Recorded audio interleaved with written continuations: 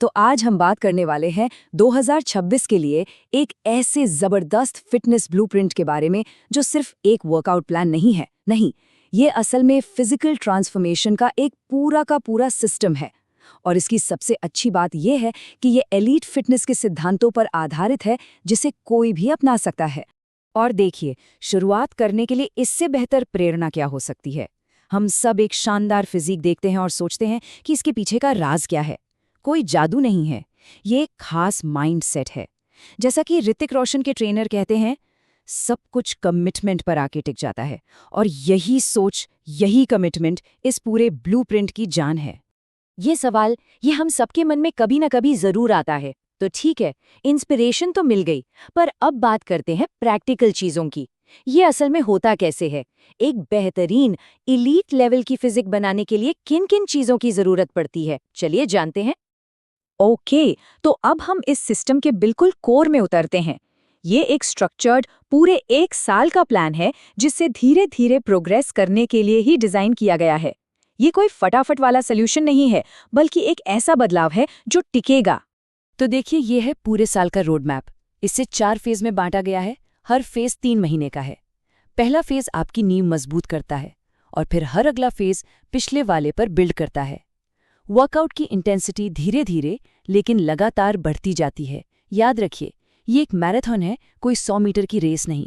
अब यहाँ देखिए कितना बड़ा फर्क है। जब हम शुरू करते हैं, यानी बिगिनर फेज में, तो पूरा ध्यान सही फॉर्म पर होता है। हफ्ते में 3 दिन फुल बॉडी वर्कआउट। लेकिन जैसे जैसे हम एडवांस फेज तक पहुंचते हैं, लक्ष्य बदल जाता है। अब फोकस मसल ग्रोथ पर है। हफ्ते में 6 दिन ट्रेनिंग होती है और रेस्ट पीरियड भी बढ़ जाता है। ये साफ दिखाता है कि शरीर को लगातार चैलेंज करना कितना जरूरी है। चलिए, अब अगले जरूरी हिस्से पर आते हैं। वर्कआउट तो हो गया, पर कहानी यहीं खत्म नहीं होती। कोई भी वर्कआउट प्लान सिर्फ उतना ही अच्छा हो सकता है जितना उसे सपोर्ट करने वाला न्यूट्रिशन। अगर सही ईंधन नहीं डाला तो रिकवरी ठीक से नहीं होगी और सारी मेहनत पर पानी फिर सकता है। इसको ऐसे समझिए, जब हम वर्कआउट करते हैं तो हमारी मसल्स में बहुत ही छोटे छोटे टियर्स यानी दरारें आ जाती हैं। अब ये कोई बुरी बात नहीं है, बिल्कुल नहीं। सच तो ये है कि इसी प्रोसेस से मसल्स और बड़ी और मजबूत बनती हैं। लेकिन ये तभी होगा जब हम उन्हें सही खाना देकर रिपेयर होने का मौका देंगे। तो वर्कआउट के बाद शरीर को चाहिए क्या? देखिए, सबसे बड़ा हिस्सा है प्रोटीन का। ये मसल्स के लिए बिल्डिंग ब्लॉक्स है, जैसे एक घर बनाने के लिए ईंटें होती हैं।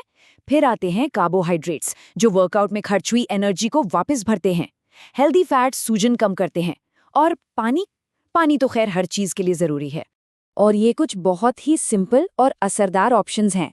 प्रोटीन के लिए अंडे, पनीर, कार्ब्स के लिए शकरकंद या केला, और हेल्दी फैट्स के लिए मुट्ठी भर बादाम। ये सब आसानी से मिल जाता है और रिकवरी को स्पीड अप करने में बहुत मदद करता है।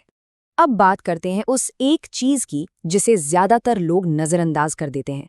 लेकिन यही वो चीज है जो एक अच्छी फिजिक और एक प्रो लेवल फिजिक के बीच का फर्क तय करती है। ये शरीर का वो हिस्सा है जो हमारी पूरी ताकत की नींव है। एक कहावत है ना कि एक चेन उतनी ही मजबूत होती है जितनी उसकी सबसे कमजोर कड़ी। जिम में अक्सर वो कमजोर कड़ी हमारी ग्रिप यानी पकड़ होती है। हो सकता है हमारी पीठ और पैर ज्यादा वजन उठा सकते हों, लेकिन अगर हमारे हाथ ही उसे पकड़ नहीं पा रहे तो उस ताकत का क्या फायदा?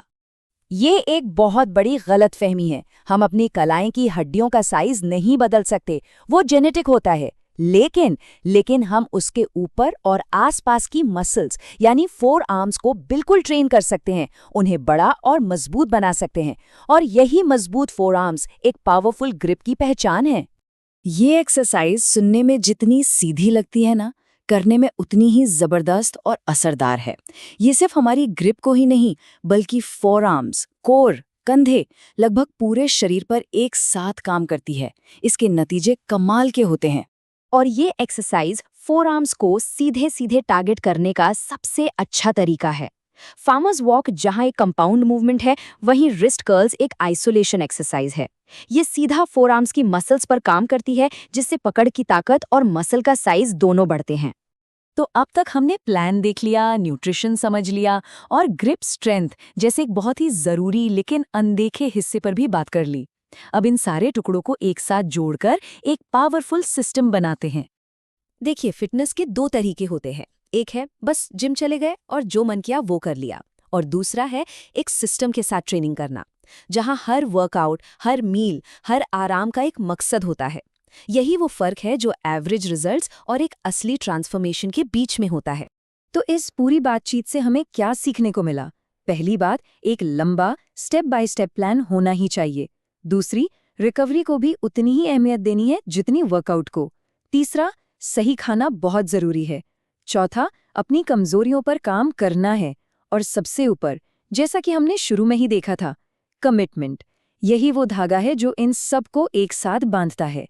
अंत में सारी जानकारी हमारे सामने है, ब्लूप्रिंट तैयार है, रास्ता बिल्कुल साफ है। अब बात सीखने से आगे बढ़कर करने की है। तो सवाल बस एक ही बचता है, पहला दिन कब है?